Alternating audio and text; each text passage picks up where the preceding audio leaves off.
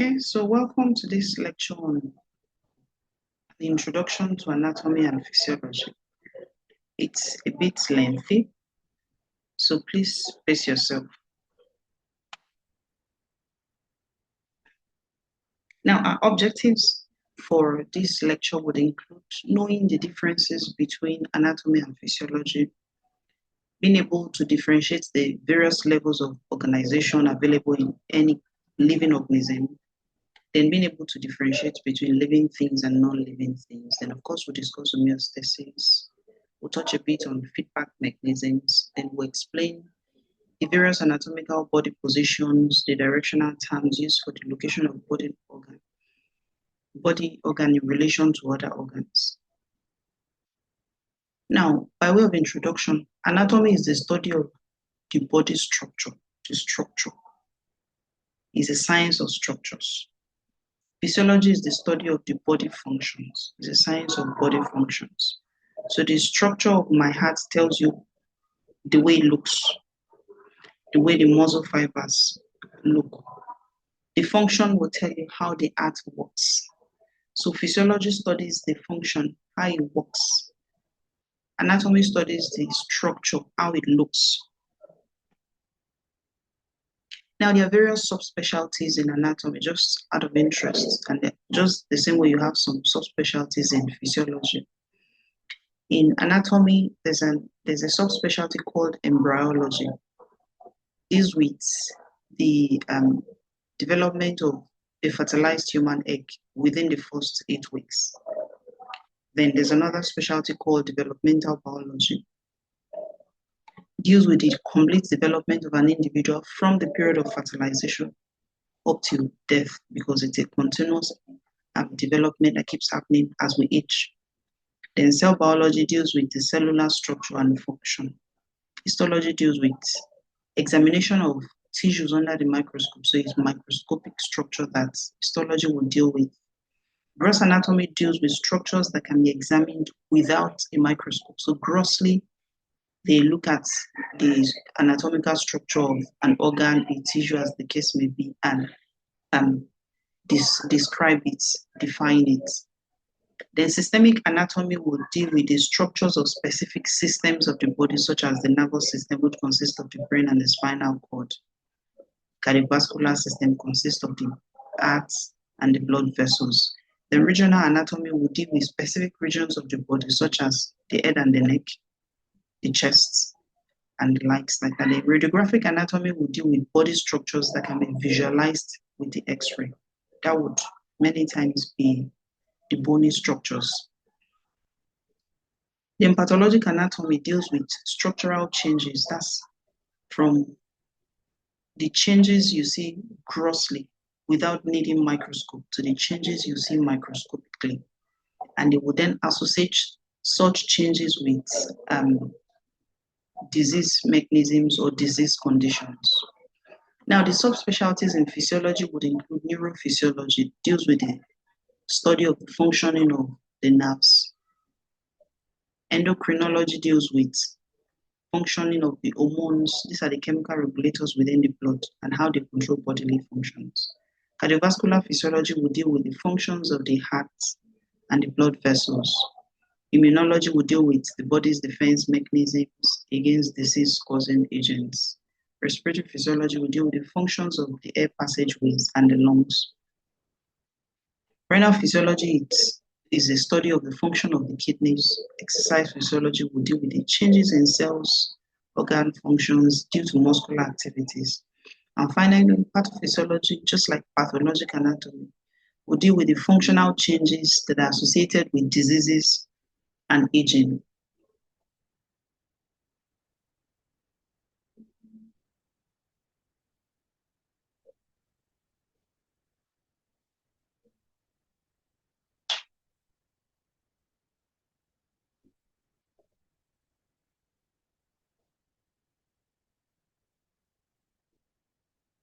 So now the subdivisions of anatomy. Surface anatomy is the study of the form and the markings of the body surface area, and is often explored through visualization or palpation. Palpation means you're feeling, you're touching to feel and be able to delineate some anatomical structures.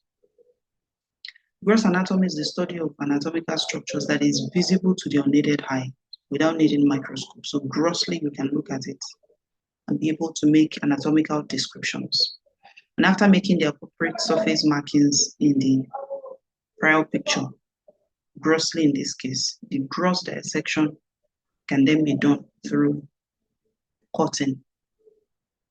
So now, still on the subdivisions of anatomy, you have the gross anatomy, which can be divided into systemic. We'll check the system, respiratory system, which is the lung, the trachea, and the likes. Cardiovascular system, we'll check the heart, the blood vessels. The regional anatomy, like I told you earlier, will just be head and neck. That's a region. The chest is a region of the body. The abdomen is a region of the body. The limbs are also a region of the body. So the study of such regions is called regional anatomy. Then there's another entity called developmental anatomy. This is the study of fertilized egg until it develops into an adult, even till death. That's developmental anatomy. Now, embryology, which is still a subset of developmental anatomy, will study from fertilization up to 8 weeks. Histology is the study of tissues. Cytology will study cellular structures. Pathology will study the anatomical changes that can occur as a result of disease or aging. Now, there's an entity called autopsy. It's a medical procedure called autopsy. And it's a postmortem examination of the body and internal organs that's usually performed by pathologists. It's done after death, usually with the aim of discovering the cause of death of an individual, oftentimes for prevention, for diagnosis, for legal cases, and others. Now, levels of organization. Every living organism has levels of organization. The smallest structure is the chemical structure that will start as an atom. Then you have the atom. By the time you have a number of atoms together, it's molecular structure. A number of molecules come together, then you have the cellular structure. A number of cells come together, you have the tissue level. A number of tissue come together, you have the organ level. A number of organs come together, like the heart coming together with the artery and vein, you have the system, that's the cardiovascular system. And then a number of systems together would work in unison to make an organism, in this case, a human being. So the cell is not, after you start the organization of an organism from the atomic level to the molecular level. The cell is the next in complexity, and there are many billions of cells within the human body, and a cell is a lot more complex than any molecule. And cells are the basic structural and functional unit of an organism. Tissues are a group of cells that work together to perform similar functions. Epithelium are tissues within the body. Connective tissues are also tissues within the body. Then muscle fibers, those are tissues that will then come together to form muscle groups, which is part of the musculoskeletal system. Then nerves, those are tissues that will come together to form the nervous tissue, the nervous system. Now, organs are structures that are composed of 2 or more different types of tissue. All but the simplest of organs have all the 4 basic tissues represented. An organ system to work cooperatively to perform necessary life functions. Like I said earlier, the central nervous system now consists of the brain and the spinal cord. You have systems, organ coming together to become a system. The gastrointestinal system would consist of the stomach, the intestine, and a number of other organs that will come together to form the gastrointestinal system. So here now, looking at the systemic level. The digestive system would take in nutrients, then it will break it down, and then eliminate unabsorbed matter that will come out as feces. That's the function of the digestive system. You have a number of organs working together at that systemic level for the digestive process to work. The respiratory system will take in oxygen and eliminate it as carbon dioxide. The cardiovascular system, through the blood, will distribute the same oxygen that has been taken in by the respiratory system and the nutrient that has been taken in by the digestive system to all the body cells. It will then also deliver the waste and carbon dioxide for disposal by the other organs. In this case, carbon dioxide disposed by the lungs. Now the urinary system will eliminate nitrogenous waste and excess iron that is oftentimes produced from byproduct of digestive processes. Then the skin will protect the body as a whole from the external environment. It's like a barrier between the internal environment and the external environment. The interstitial fluid, which is the fluid that is in between the cells. Nutrients are always to pass between the blood and the cells via the interstitial fluid. So here you can see that the whole system is working together for a proper functioning of the organism. And of course, waste will come out still via the digestive system as feces and via the urinary system as urine. Excuse me. An organism consists of a collection of organ systems, and there are 6 important life processes. Metabolism is one of them. Responsiveness is the ability to respond in the face of danger, as a fight and flight response. Movement, growth, differentiation, and reproduction. Now in health, all parts of the body must be functioning together in a process called homeostasis for any individual to remain healthy. Metabolism, all chemical reactions that occur in the body cells are called metabolism, and they are divided into 2, either catabolic or anabolic. Anabolic is like a build-up system, so there are chemical reactions that would aid growth, build-up of energy that promotes the growth. Catabolism is a breakdown of energy, but both catabolism and anabolism will work together in loop for the organism to be maintained. Responsiveness is the ability to sense and respond to stimuli. Withdrawal reflex is an example of such. So there's danger coming. Ability to respond and take fight or flight is essential for the survival of any living organism. Movements or contractility of body parts like the skeletal system or even of the cardiac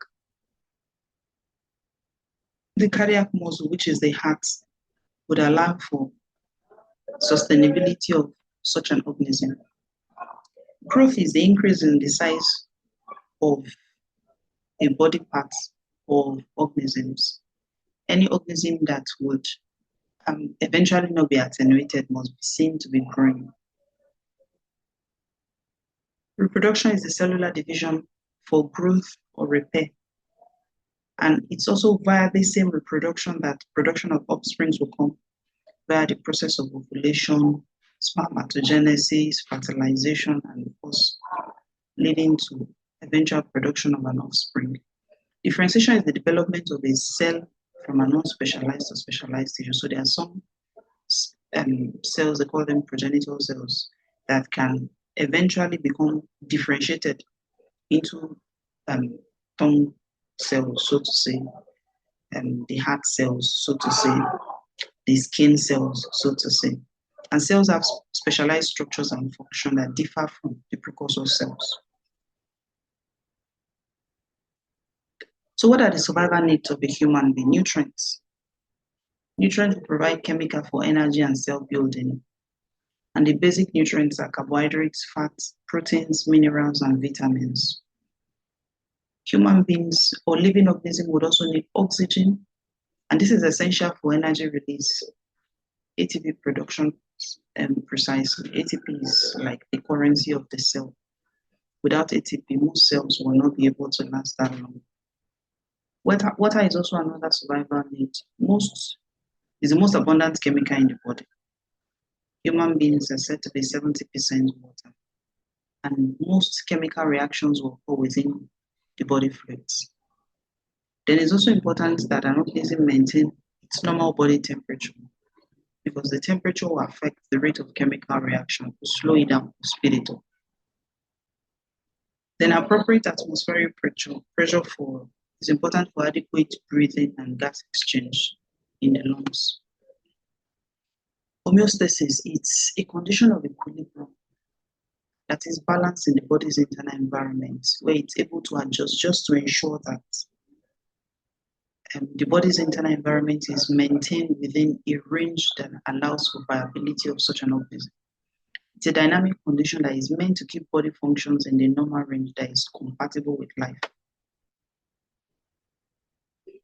So body fluids are defined as dilute watery solutions that contain the dissolved chemicals inside or outside of the cell. And the aim is to maintain the volume and the composition of the body fluid. So there is intracellular fluid. These are fluids that are within the cell. Extracellular fluid are fluids that are outside the cell. Interstitial fluids are these fluids that are in between the cells and the tissues. So interstitials, they are a subset of extracellular fluids. So now some important body fluids. Blood plasma is an extracellular fluid that is within the blood vessel. Lymph is also an extracellular fluid that is within lymphatic vessels. Cerebrospinal fluid is an extracellular fluid that is within the brain and the spinal cord. Synovial fluid is within the joints. Aqueous humor is within the eyes. Cellular function will depend on the regulation of the composition of the interstitial fluid. So composition of interstitial fluid usually will change as substances will move between the plasma and the interstitial fluid. So it goes back and forth. And it will go back and forth across capillary walls. As it goes back and forth, is providing nutrients such as glucose, oxygen, and ions to the tissue, to the cells, and is also helping to remove waste products like carbon dioxide.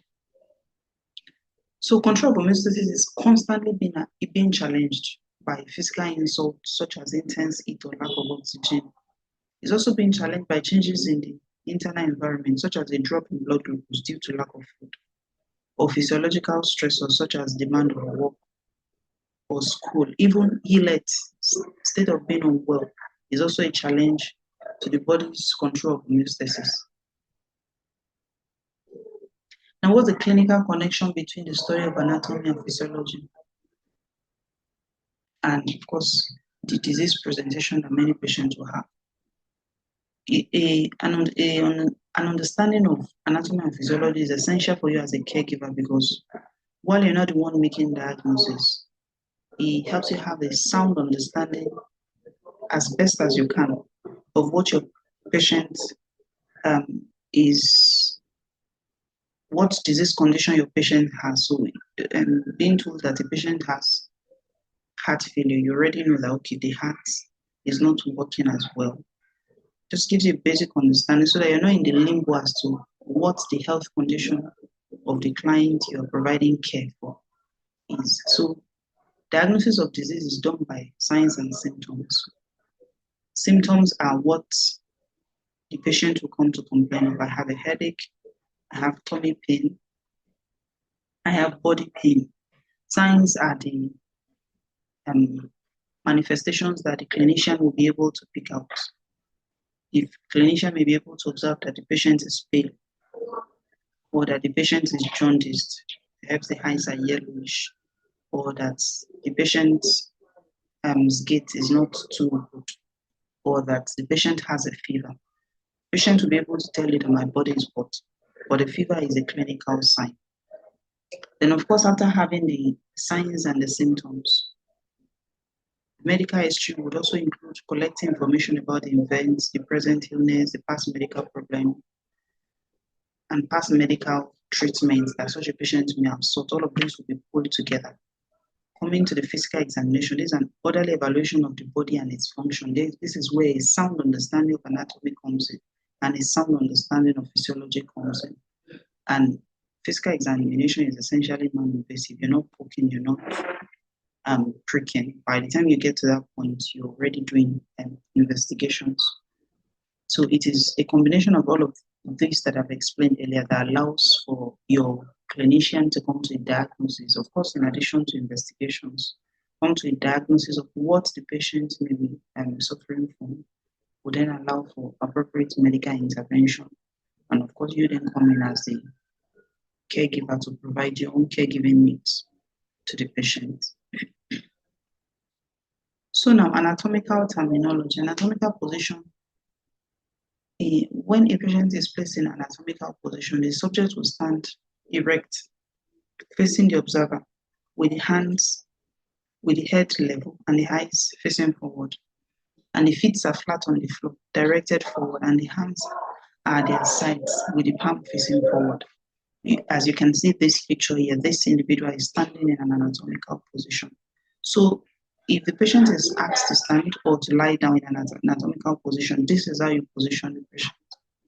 And all anatomical descriptions are in reference to this position. So subsequently, any description I make, have this picture at the back of your mind, is in reference to the patient lying or standing in this position.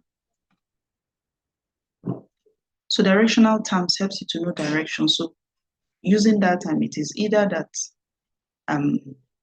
your position or your location of interest on the person's body is either superior or inferior. Superior means it's closer to the head, is above your point of reference. Inferior means it's closer to the foot, is below your point of reference. So it could be that it's above, it's top, it's towards the head. That's superior. Below could mean that it's below, is bottom, or is away from the head, or closer to the foot. In directional terms, there's another one called anterior, which is ventral. This lady facing us now, that's the anterior view of this individual. Or it could be posterior, is dorsal. The picture that is backing us is a dorsal view. Then the another directional term is proximal and distal. Proximal means is closer to the head. Distal means is farther from the head, closer to the foot. Then there's also superficial and deep. When locations are described as superficial, means whatever is being described in the patient's anatomy is closer to the body surface, is closer to the skin. If it's described as deep, it's closer to the core of the body, deep within the body. Then there's another descriptive term called visceral parietal. Viscera is pertaining to the covering of an organ. Parietal is pertaining to a covering against the cavity wall, as you can see in this picture. Then regions are also named anatomically. The skull is described as cranial because the skull bone is called cranial. So things that are around the skull can be described as cranial. The neck is called the cervical region. The elbows are called the cubital region. The wrists is called the carpal region because the bones they are called carpal bones. Then the front of knee is called the patellar region because the bone there is called the patella. So you can make a description saying the patient has a bruise on the patellar region, or the patient has an insect bite on the cervical region. The eye is described as the orbital region. The chest is the thoracic region. The patient has a swelling on the thoracic region. When I hear that, I can already picture that. Okay, I'm going to look for my swelling on the chest of the patient. Inguinal region is around the groin. So if someone tells me a patient has a groin swelling or an inguinal swelling, I know I'm going to look for my swelling around the described region. Body planes are imaginary flat surfaces that separate the body or body parts into positions, almost like an imaginary line. You just assume that there's that line that separates it into positions. So a sagitta is like an imaginary midline cut that separates into the right half and the left half. Then transverse is, as you can see in the picture, is like an imaginary transverse cut that separates into the superior and the inferior. Then the corona is like an imaginary cut that separates into the anterior and the posterior halves of the body. Now, body cavities. The human organs develops within two major body cavities. There's the brain and the spinal cord that is called the dorsal cavity, and the remaining body organs are found in ventral body cavity.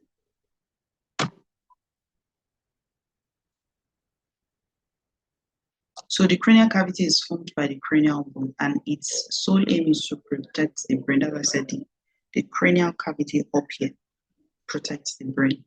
The ventral cavity is formed by bones of the vertebral column, that's the spine, and the aim is to protect the spinal cord. Then the meninges are layers of protective tissue that line the cranial cavity and the vertebral canal. So thoracic cavity is formed by the sternum. The thoracic cavity is the chest area. It's formed by the sternum, the ribs, and the thoracic portion of the vertebral column, the thoracic portion of the spine at the back. It's also called the chest cavity, stabilized by the internal and external muscles of the chest. So you have muscles that will stabilize these bones and keep the whole thing firmly in place. Other cavities are contained within the thoracic cavity, like the mediastinal cavity is located within the central part of the thoracic cavity. Then there are the pleural cavities that houses the lungs. So you have the right and the left pleural cavities. And there are two fluid-filled spaces that surround each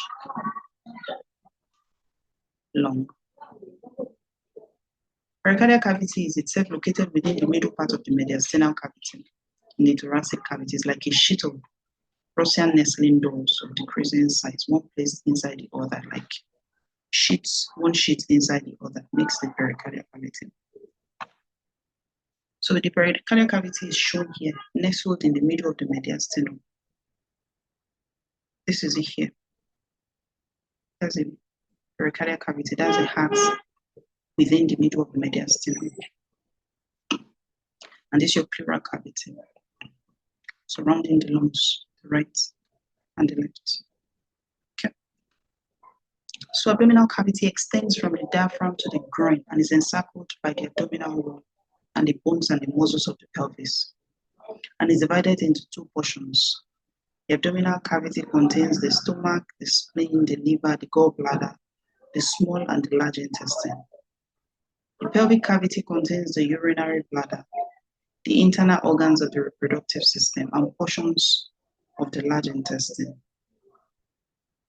Some other body cavities within the body are the oral cavity, which is the mouth, contains the tongue and the teeth. The nasal cavity is part of the upper airway. The orbital cavity contains the eyeball and the various nerves and blood vessels that function with the eye. Then the middle ear cavity contains the small bone of the middle ear. Then the synovial cavities are found in freely movable joints like the lat joints of the shoulder and the hip. So still on the major body cavities, as we said earlier, the cranial cavity has subdivisions of the cranium and the vertebral canal. And within the cranium, you have the brain as an organ, and the cranial nerves are the associated structure.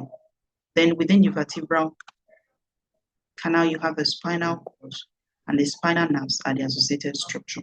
Now coming to the thoracic cavity. Thoracic cavity gives us the pleura and the mediastinal subdivisions.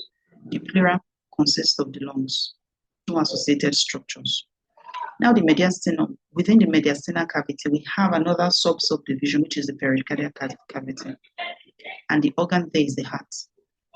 But the mediastinal cavity has those, which are the thymus, the esophagus, the trachea, the superior vena cava, inferior vena cava, and the aorta.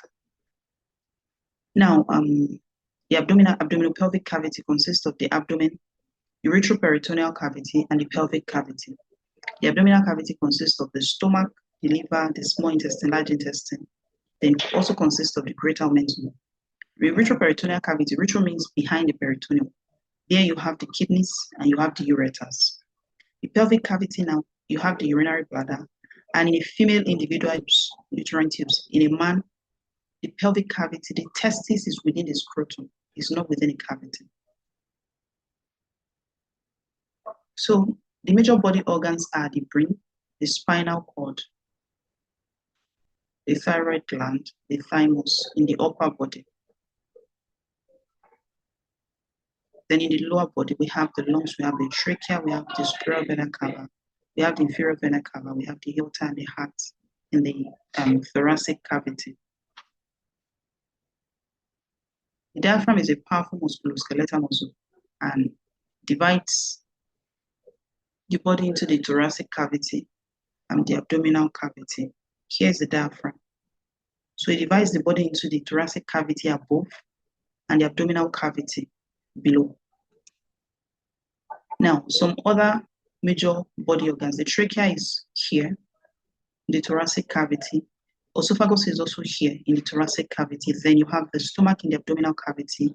You have the liver in the abdominal cavity. And you have the large intestine and the small intestine in the abdominal cavity.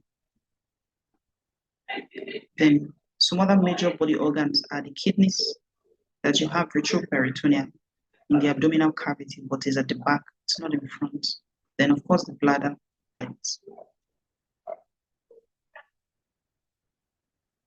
Then still the major body organs for a female individual, you have the ovaries.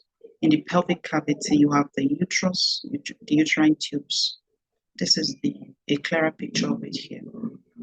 Now in the man, you have the reproductive structures of the man, the ductus deferens, the prostate, the penis, the seminal vesicle, epididymis, and of course the testis that is within the scrotum hanging loosely. So now abdominal quadrant. Abdominal quadrant is important for abdominal palpations and to be able to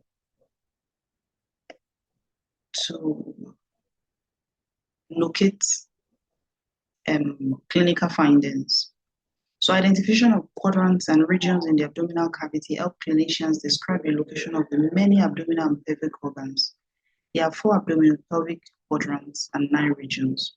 The dividing lines between these are centered on the umbilicus, the belly button. Here we have the 4 quadrants of the abdominal pelvic region. You have the right upper quadrant, and the organs there are the liver, the gallbladder, part of the ascending colon, some part of the transverse colon, and some part of the small intestine. Then the left upper quadrant, there, the organs there, you have part of the stomach, you have the spleen, then you have part of the transverse colon, part of the descending colon, some parts of the intestine. Then posteriorly, you have the kidneys on this side. Then the right lower quadrant, you have the part of the ascending colon, you have the appendix there, and you have some parts of the small intestine. That's why appendix is found on the right lower quadrant. So your client complains of pain and is touching that corner, you can comfortably or confidently call your supervisor or your clinician that my patient is complaining of pains in the right lower quadrant. Then the left lower quadrant consists of the descending colon, the part, of course, the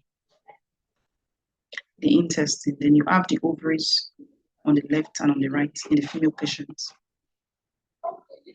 Now the 9 regions. The 9 regions also help to locate findings in the body. There's the epigastric region. This is the common location for peptic ulcer pain. The umbilical region around the umbilical. Then the left hypochondriac region, the left lumbar region. This is the location for the left kidney, left inguinal region. Then there's the right hypochondriac region, there's the right lumbar region, there's the right inguinal region. The essence and importance of this is a patient touches a particular region, you can clearly answer where the patient was pointing to when he or she complained of pain or a certain kind of discomfort. So this is still the same thing I explained earlier, the 4 quadrants and the 9 regions. Now, medical imaging techniques and procedures used to create images of the human body is called medical imaging. And it allows for visualization of structures that are inside the body. It allows for diagnosis of anatomical and physiological disorders. And conventional X-rays, radiography has been in use since the late 1940s. That's quite several decades ago. And radiography is done using X-ray to produce an image of the interior structures of the body. They are inexpensive, they are quick. And all those structures will appear gray, like the way the heart appears gray. Like the way the lungs appear black or gray, because they would allow for easy passage of radiation. But then dense structures like dense tissues, the bone, the heart, would appear whitish to some extent based on how much radiation was able to pass through. Then at low dose, we can also use X-ray for mammography for bone densitometry. Medical imaging is done using an extremely powerful magnetic field. It's a safe procedure, but it cannot be used on patients containing metal because of the magnetic field that can pull the metal. So a patient who has an implant, a metallic implant from a fracture, or any form of implant that is metallic, will not be a good candidate for medical imaging. CT is also another form of medical imaging.